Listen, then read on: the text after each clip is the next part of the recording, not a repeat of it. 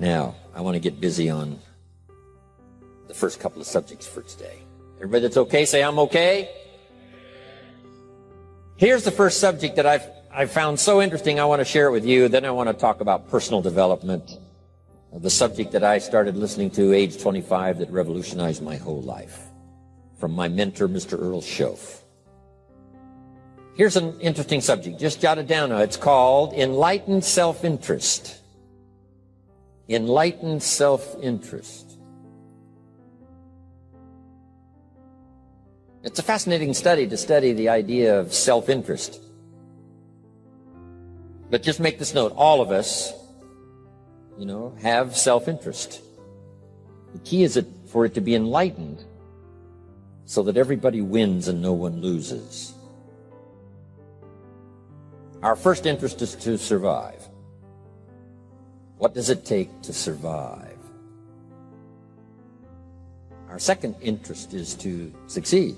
What does it take to succeed? What does it take for me personally to survive and to succeed?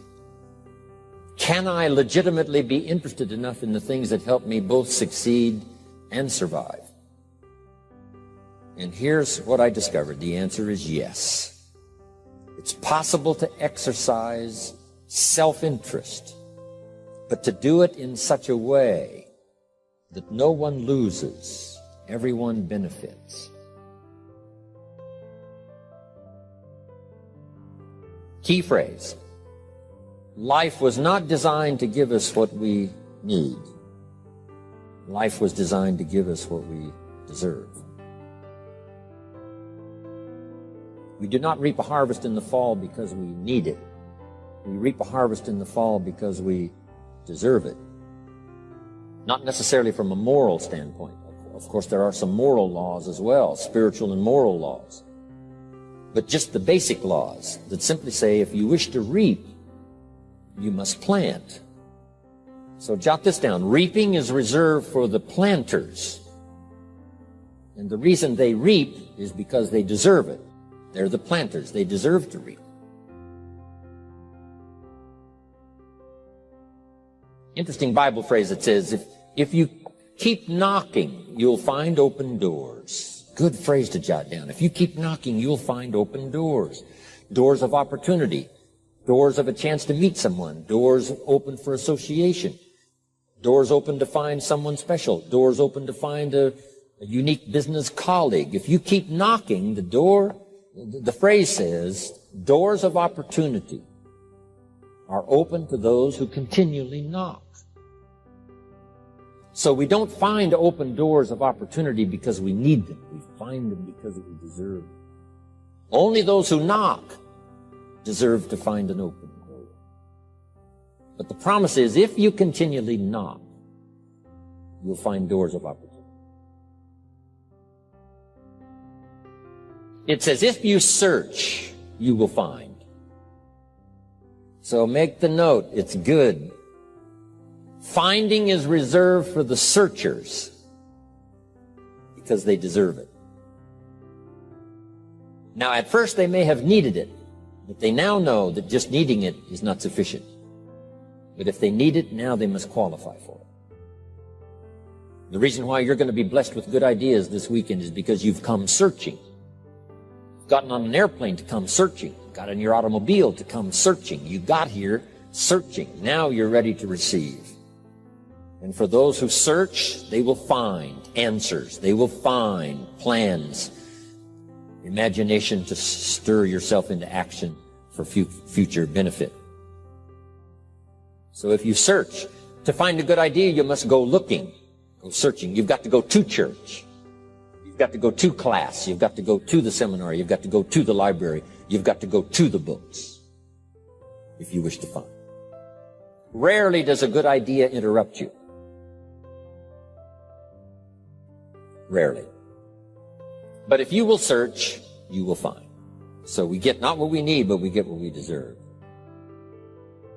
It says if you ask, someone has an answer. If you keep asking, the answers belong to you, because by virtue of asking, you have qualified. So we don't get what we need, we get what we deserve.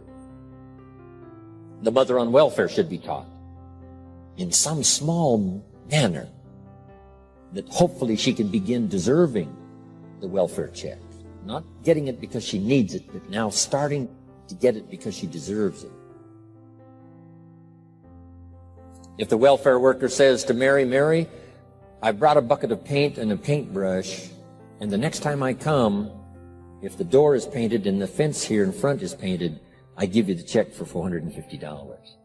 Not that painting the door and painting the fence is worth $450. It's not worth that much, but it is the beginning of the process. So make that note. I want to begin the process of deserving.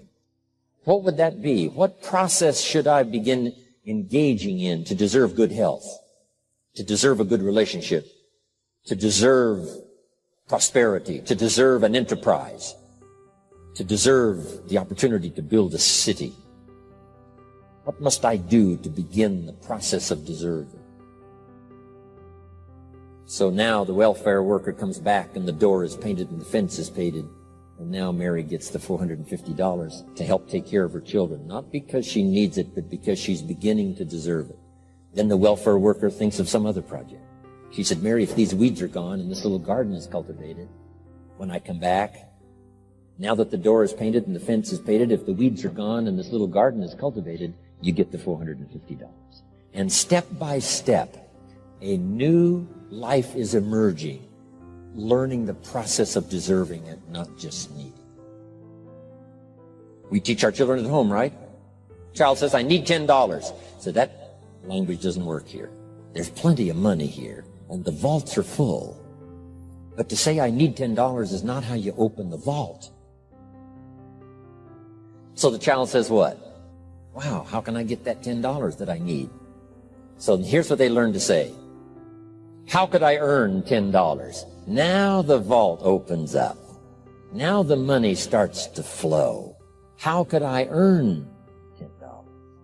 What could I do to earn the money? Not to get the money because you need it. Maybe you need the money. That's, all of us have needs. But here the key is to figure out how to open the vault, how to open the bank, how to open this unbelievable flow of resources to come our way. And here's the key: to deserve it, not to need it. You can't walk out to the field and say to the field, I need a crop. Here's what the field says. Here's what the ground says. Who is this clown that brings me his need but brings me no seed? So jot that down. Take your seed to the marketplace, not your need. Don't disclose your need to the marketplace, only your willingness. We'll talk about that a little later today. Because the marketplace is not interested in your need, but they are interested in your seed. They're interested in your willingness to work. They're interested in your disciplines. They're interested in your eagerness. They're interested in your vitality and your work ethic. That's what the marketplace is interested in. Not your need, but your seed. We get what we deserve. Old Testament God says, if you'll move toward me, I'll move toward you. See, that's how you get those occasions to meet God. You must make the move. God could say, you don't move, I don't move. You say, well, that's arbitrary. Well, when you're God, you can make it that way.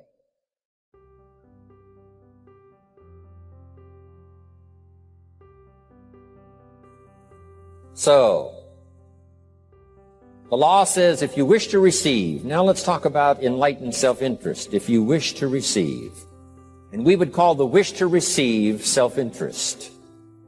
But if it's enlightened self-interest, here's what it says. I understand that in order to receive, I must give. Receiving is reserved for those who give. Receiving is not reserved for those who need it. It's reserved for those who deserve it. We deserve the receiving by giving. In fact, there's an extraordinary phrase in this little context, and here's what it says. It's better to give than it is to receive. Now, the uneducated person would find that difficult to ponder. Why would it be better to give than it is to receive? So let me give you one of the better phrases for the day. Here it is. Giving starts the receiving process. So of course it's better to give than it is to receive. How much receiving do you wish? You must start the giving process. For me to receive my additional fortunes for the future, not necessarily for the money, because I don't need the money. I take the money, but I don't need the money. But here's what I do need. For someone to say, a year from now, 5 years from now, Mr. Rohn, that seminar helped to change my life. And for whatever reason, I was brought here to this place for this time. And later someone says that. See, to receive that kind of thanks, it's unbelievable. Here's what you cannot buy. That kind of thanks. You can't buy it with money. You have to earn it.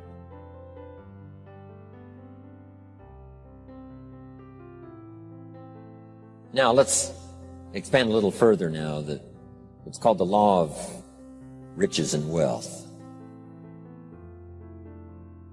In our own self-interest, if we wish to be rich and wealthy and prosperous and healthy and all the valuable things we can think of for the human experience, how could we get there? It's understanding the law of enlightened self-interest and the law of deserving. The question was asked in the Bible, how can we be great? What is the key to greatness? Great wealth, great return, great accolades, trophies to put on the mantle above the fireplace. How can we get great respect, great riches, great abundance for ourselves? How can we get that? And the answer was given, and here was the answer. Find a way to serve. Find a way to serve the many. So I paraphrase it to read this. Service to many leads to greatness. Service to many leads to greatness. Someone says, well, about the best I can do is take care of myself. That's okay. Self-care, has its own reward, but it's very limited. Somebody says, I can't be worried about other people's problems. I got enough problems of my own. That's okay. Self-defense is okay. Self-preservation is okay, but it has a very limited reward. If you wish to change that into abundance and prosperity and uniqueness, then here's what you must do. Help solve other people's problems. Help find answers for someone else, not just for yourself, but for someone else. And in that kind of service, you now begin the process of greatness.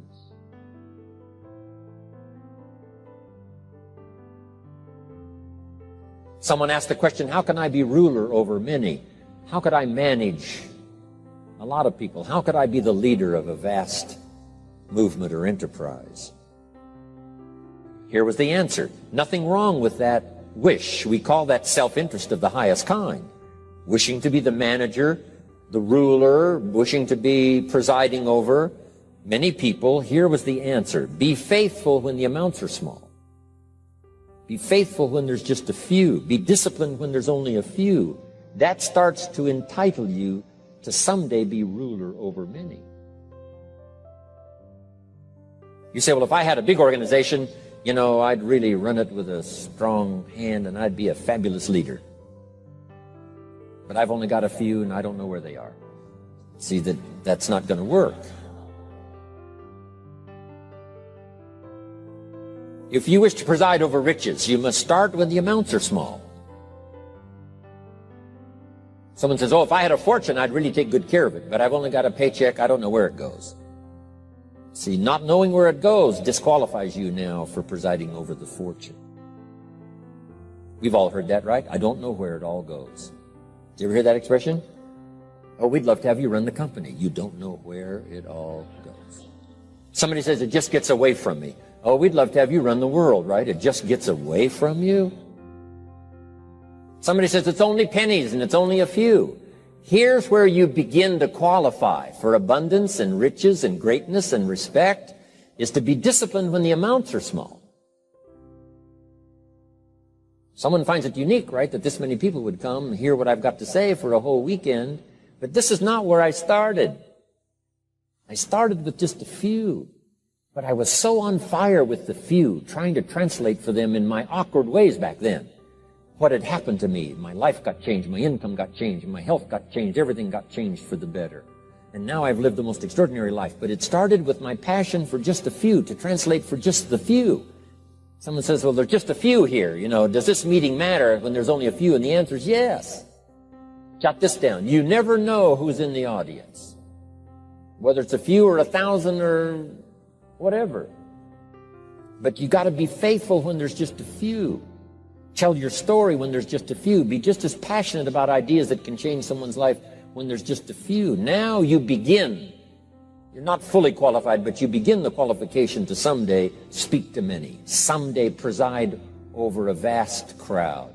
Someday be the manager or the leader of millions. It starts in those early days to deserve it. Now, jot this down. Also give yourself a chance to change. Some things I held on to that I thought this was it, this was it. I'm telling you, after a while I gave it up, found out it wasn't it. So give yourself a chance to change. Refine your philosophy. Refine your direction. If you'll give yourself a chance to do that, here's what will happen down the road a ways. A new door will open that you haven't discovered before. Give yourself a chance to change. Reevaluate.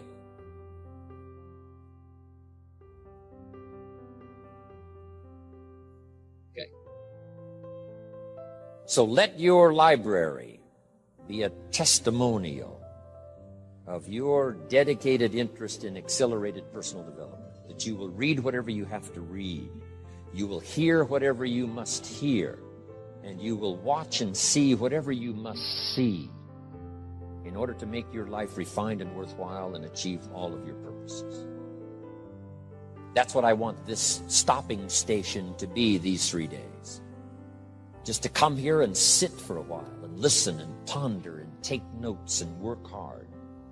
And see if you can't absorb, get all that you possibly can here, so that it will start to refine your life even before you get on an airplane and fly back to wherever you came from, before you get in your car and drive away. What we share with you here, with whatever, all the rest that you've learned, this will be a catalyst to start a process even before you get home that'll start working for you. Some of you are going to set some goals. We're going to do the workshop tomorrow, designing the next 10 years. Hopefully you'll come up with some new promises, some new objectives, some new ideas. And by the time we're finished here, these 2-3 days, I'm telling you, you'll see yourself able to accomplish 2 times, 3 times, 5 times more than you ever thought was possible, which will make this cost of this seminar a small price to pay. And hopefully it'll make the time you spent here a small price to pay, compared to making this an investment in your future, in what will flow in terms of money and income and return and reward and respect and dignity and accolades, trophies, all the stuff that can be yours. A marriage that lasts forever, a friendship that nourishes you forever, things that you'll find that you'll keep and treasure for a lifetime. Hopefully this is one of those weekends. It takes a lot of effort to learn. It takes a lot of effort to grow. It takes a lot of effort to decide and debate. But jot this down. It's all worth the price. Whatever stimulates you to think, whatever stimulates you to wonder, whatever stimulates you to react or even to debate, even if you hear something you say, well, that's not right. See, that's still valuable. It means you're awake. It means you're alert. It means you're alive. It means your mind is ready to take on something, whether it's agreeable or not agreeable. Something right, something wrong. Who cares what it is? We've got to listen to a variety of voices. And some are going to come from the left and some are going to come from the right. And some are going to come from mysterious sources. And some will try to entice you with all kinds of stuff. But that's okay. Just so you're alive and alert and awake, ready to process anything that comes your way. Take the best of it and make it beneficial for you, so that tomorrow you walk with a stronger step. Next month you see a clearer vision.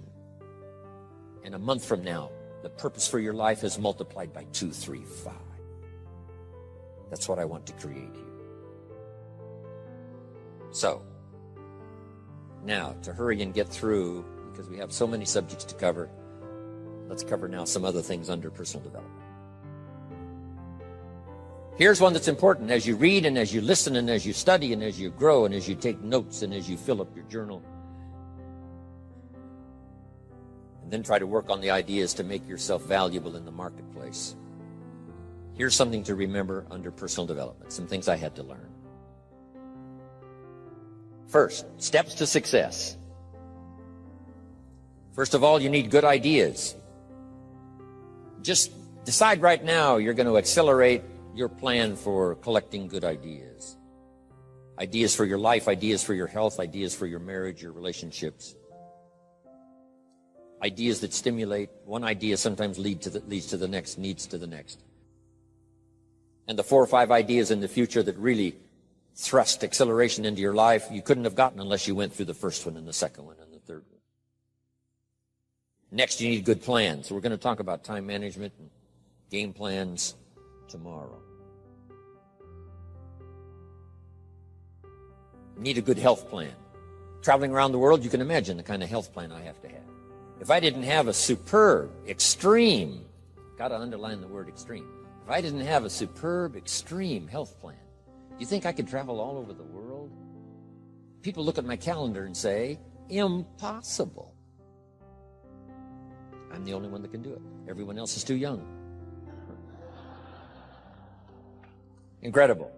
But I've got to be extremely healthy. I can't let up at all in terms of diet and nutrition, exercise, all that stuff in order to stay healthy.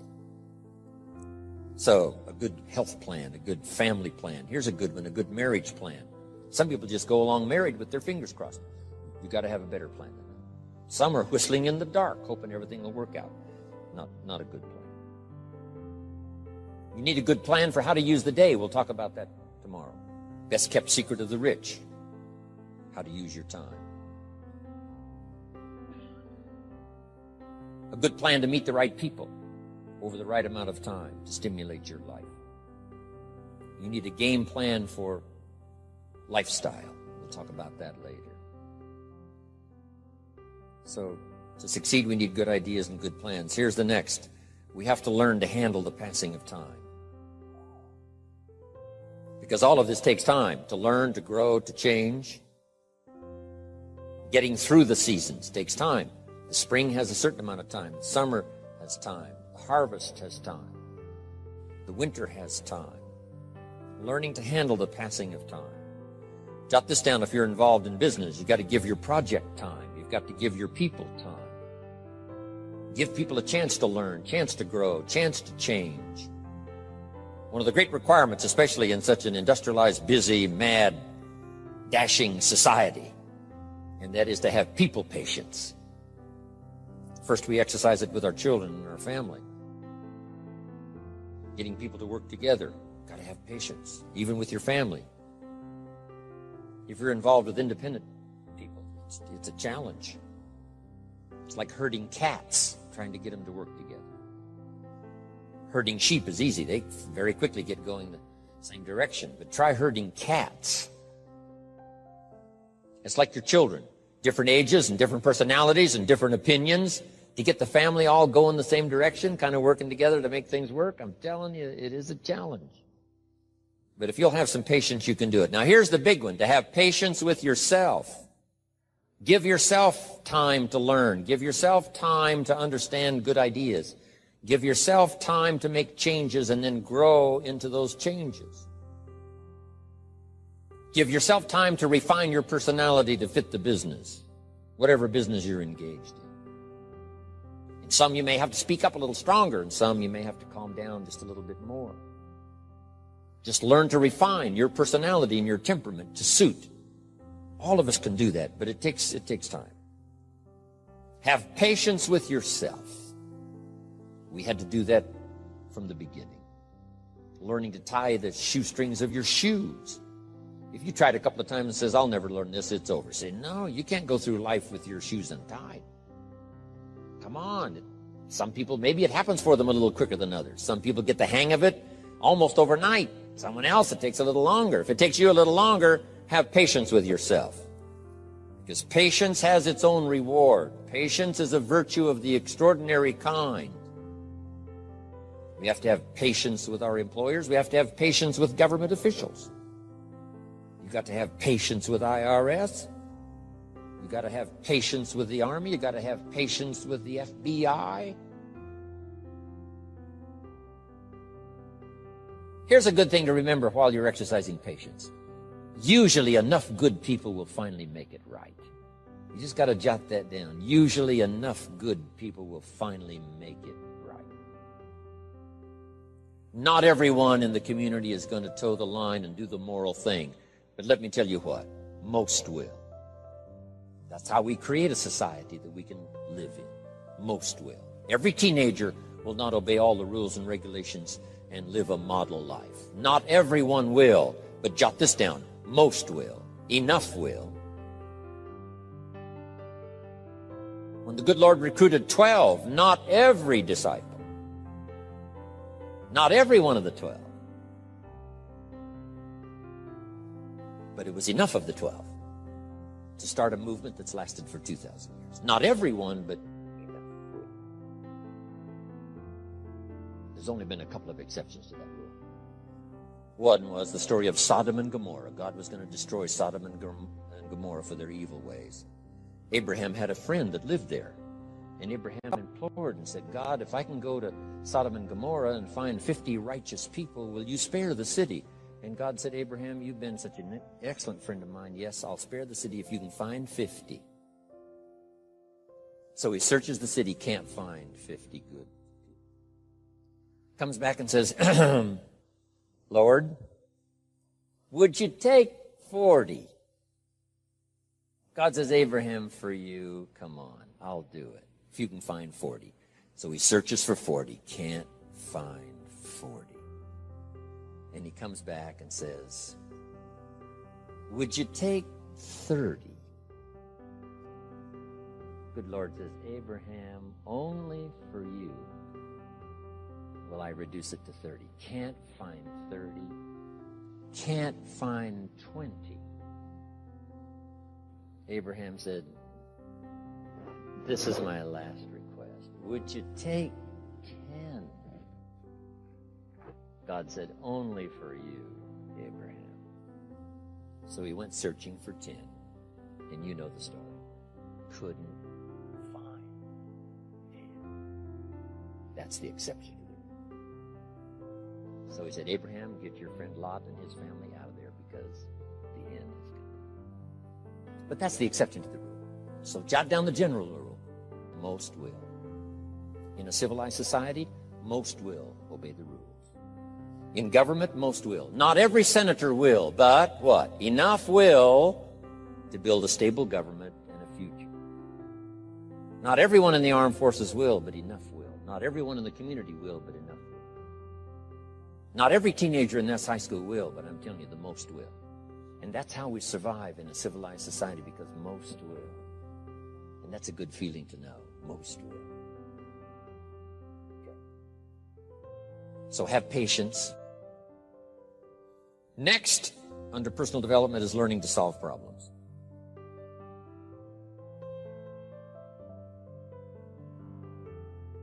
By the way, having patience with the seasons takes time to develop the crop. You can't plant the seed, dig around it in a few days saying, where is it, where is it? And you can't really help. All you can do is nourish. Some people plant in the spring, leave in the summer. Just haven't got the patience to last. So next comes solving problems. Business problems, family problems, personal problems, financial problems, emotional problems. There's all kinds. Here's a good idea I found in solving problems. Every once in a while you've got to, I've got it here, but I can just describe it for you. Take a piece of paper, put a line down the center of the paper, and on the left side, describe the problem. So just jot that down. A piece of paper in half, on the left side, describe the problem. Sometimes it's a good idea to take a problem out of your head and put it on paper. We'll talk a little bit more tomorrow about how to think on paper. This is one of the ways to think on paper. Our mind usually is too busy sometimes to sort things out. So if you take it out of your mind, put it on paper, what is the problem? And you should describe to the best of your ability what the problem is. And then ask this question, is that all of it? Because if you're going to prescribe something for the problem, you need to know what all of it is. When you've got it all listed, on the other side now of the paper is called answers and solutions. The problem on one side, answers and solutions on the other side. And now let me give you 3 questions. 3 questions that can help solve most any problem. Here are those questions. Number 1, What could I do? So just jot that down. What could I do? Then you start developing what we call working papers. And the working papers consist of making a list of the things you could do to solve this problem. Number one, and you say, well, number one would take too long. I can see that right now. Let's go to number two. Maybe that's the answer. Number three, no, that isn't it. And let's say you've got several points now and you've done your best to try to solve the problem yourself and you can't solve it yourself. Here's the second question. What could I read?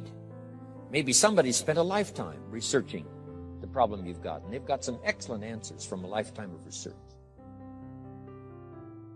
Maybe in your own journal you've taken notes before on something. You say, hey, I remember a class I took. Seems like there were some answers there, so you go back, do a little research. So under number two is research. And if you search, what? You will find. If you research, you will find. Search and research.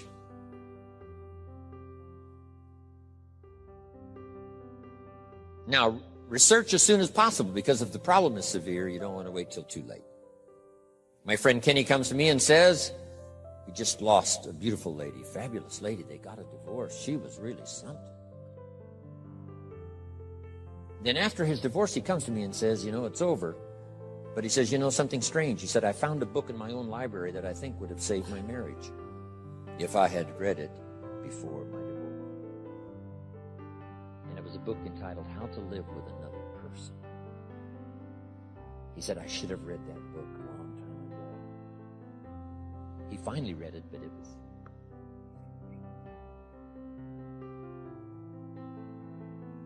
It's like reading a book on nutrition after you've had a heart attack. That's good. That is good. But gosh, it's so much better to read it before. Spare yourself the agony and the lost time and maybe the loss of your life. Now, if you tried to solve it yourself and you can't solve it and you've researched and it doesn't seem like you've got the answer, here's number three. The third question is, who could I ask?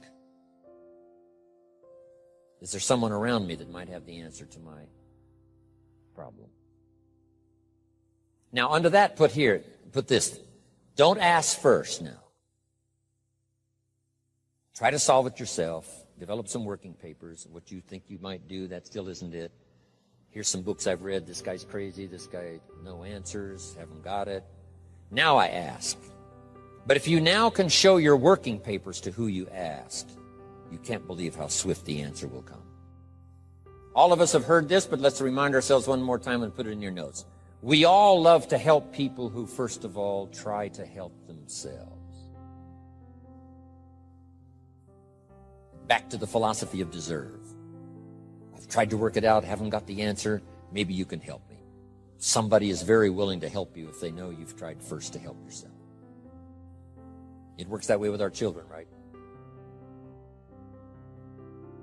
My daughter Linda, before she got married, used to travel a lot. She comes to me and said, Daddy, I'm headed for Thailand. I said, wonderful. She said, I've saved up my money. I said, fantastic. She said, I've got $1,000. I said, wonderful. She said, the kids wanted to go here, wanted to go there. I didn't go. They wanted to buy this, wanted to buy that. I didn't buy.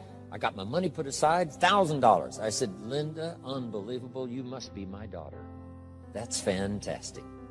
Now, she said, to make the trip, I only need a couple of thousand more. An easy 2,000, right? But she knew she couldn't get the whole 3. But she knew that if she worked hard to the best of her ability and put that first 1,000 together, the next 2 was easy, right?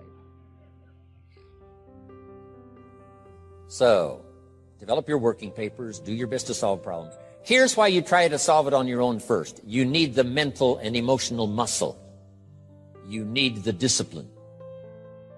If you just quickly go to the answer for somebody that's got it, now you're not developing the muscle. You're not developing the discipline to solve your own problems, because there may come a day when there's no one else to ask. So you need the rhythm of learning, the rhythm of trying, the rhythm of seeing if you can do it first to build the emotional, mental muscle.